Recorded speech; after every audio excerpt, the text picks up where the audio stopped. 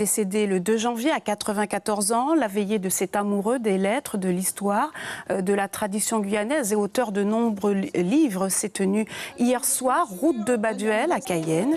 Sur place, personnalités et anonymes au programme recueillement et animation culturelle. On écoute ces réactions recueillies pour nous par Pierre Tréfou et Marie Berthomé. Il nous laisse vraiment un patrimoine inconsidérable.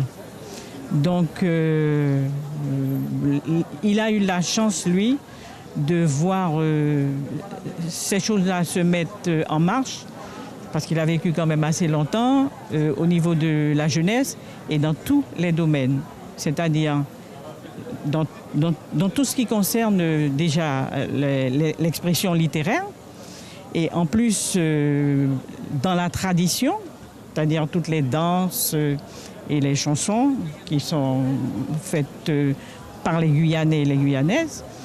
Et puis, c'était un grand fervent du carnaval. J'avais des échanges avec lui au téléphone et c'est vrai qu'il me reboostait, il m'encourageait. On échangeait beaucoup sur la façon dont le collège avait évolué, sur l'évolution de notre métier aussi de chef d'établissement. Et parfois, il est même arrivé à me dire, tu sais, je crois que ça a tellement évolué que je ne pourrais même pas te conseiller. À l'époque, nous étions très nombreux au collège parce que c'était le premier collège de la région de l'île de Cayenne, si on peut dire. Après, on a ouvert Paul Capel, on a ouvert Zéphyr et tout ça, mais alors on était très nombreux et il fallait contenir tous ces élèves-là, ce n'était pas facile.